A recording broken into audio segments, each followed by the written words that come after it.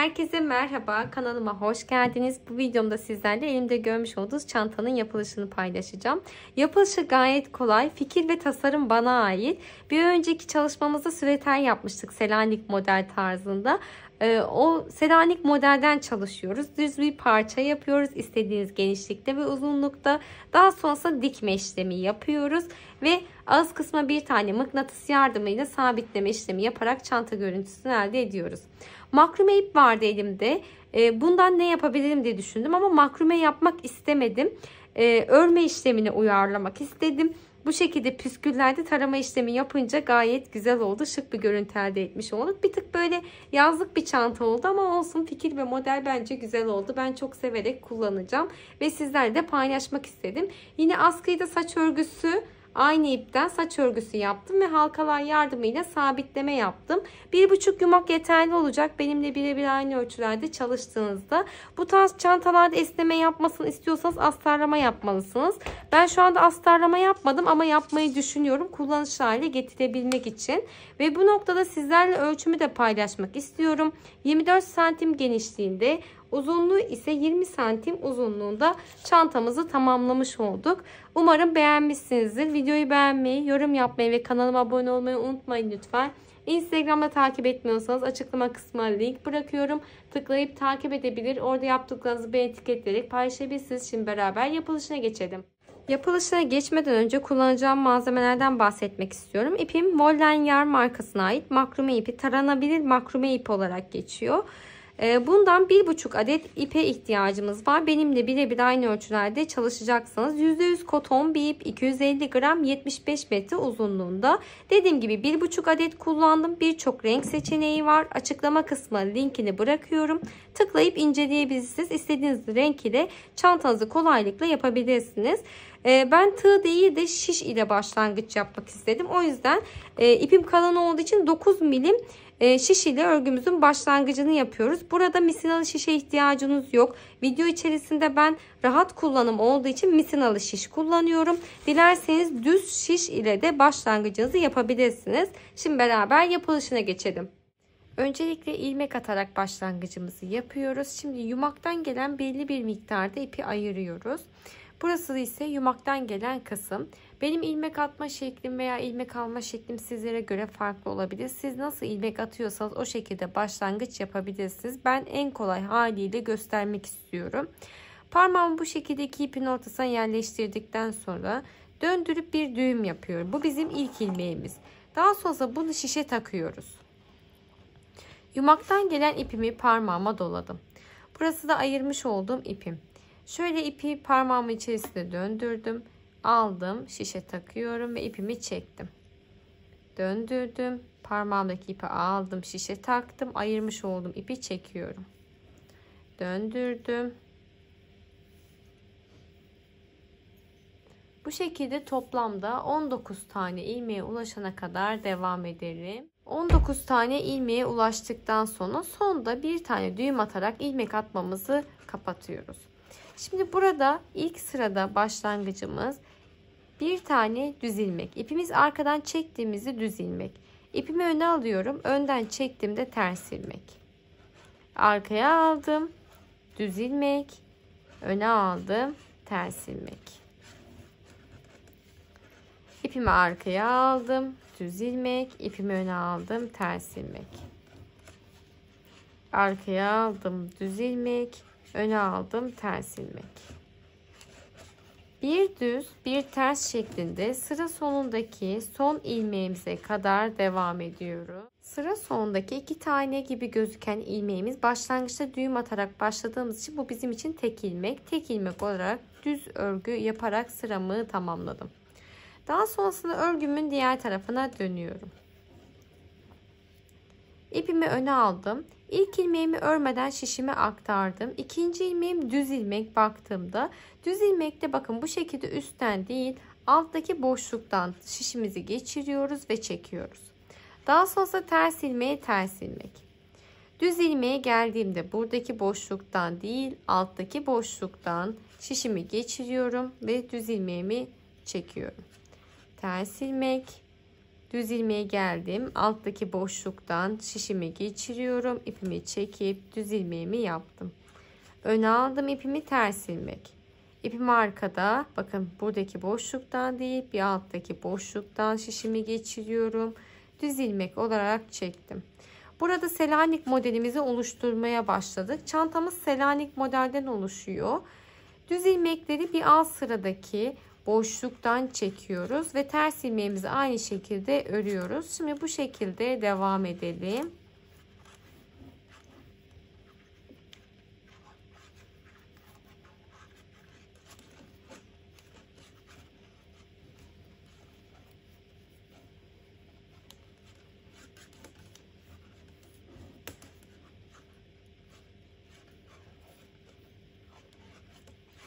Son ilmeğimi ters ilmek olarak sıramı tamamladım.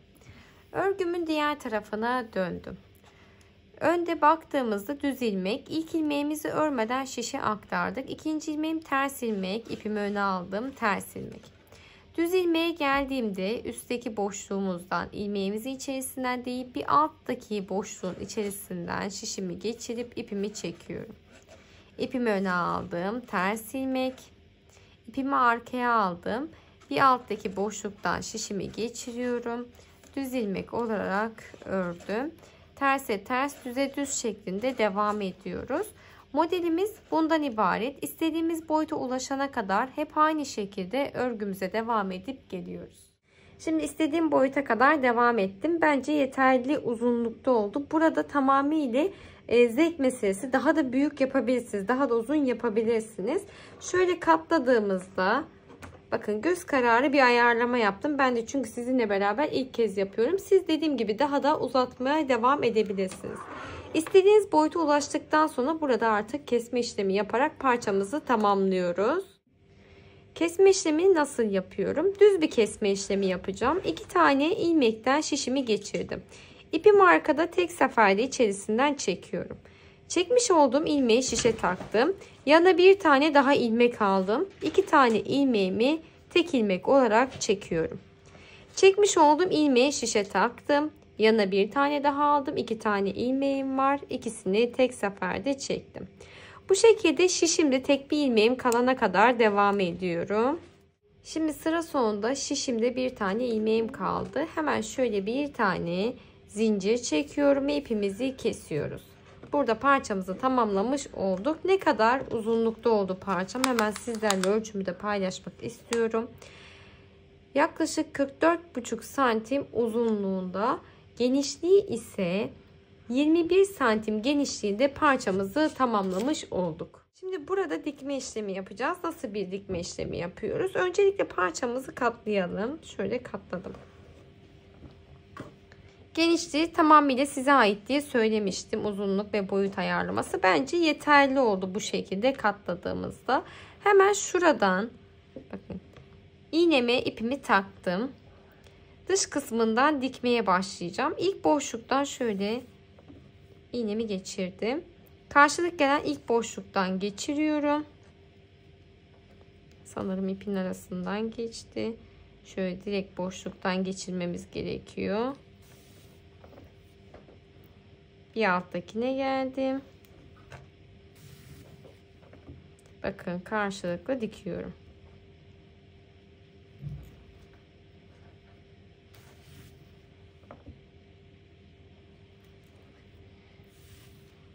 Böyle dikmeye devam edelim.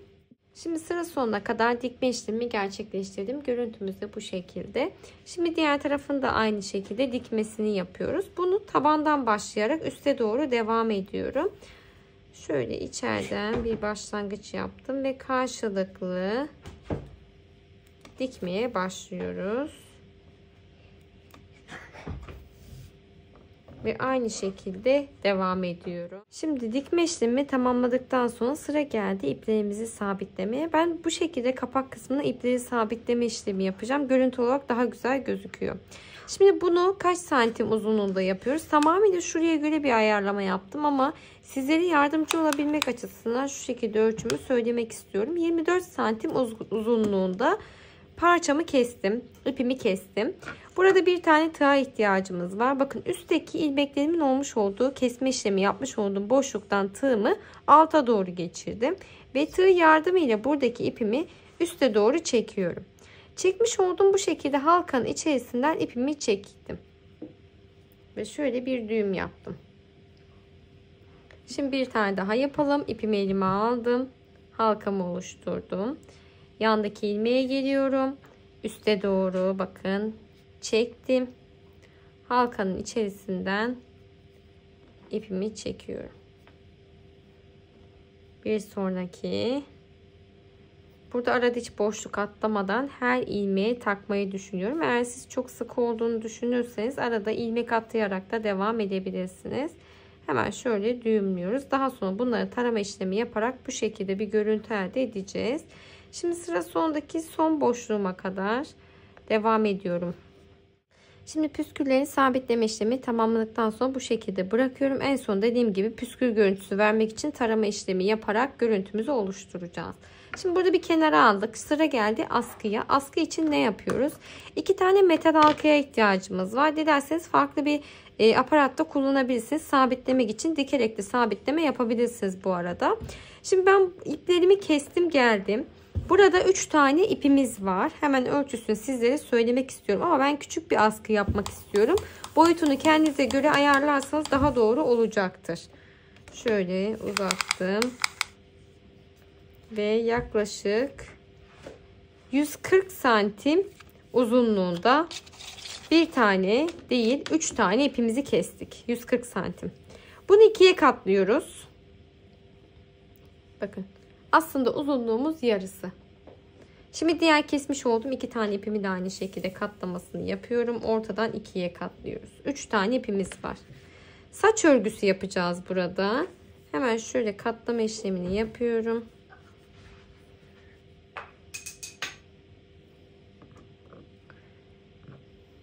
Üç tane ipimi eşit bir şekilde katladıktan sonra tam ortası bakın burası. Burada hemen halkamı elime alıyorum. Bunu daha sonra da sabitleme yapabilirsiniz ama ben örme işlemi esnasında halkanın üzerinden yapmak istiyorum. Şu şekilde düğümlememi yaptım. Bakın.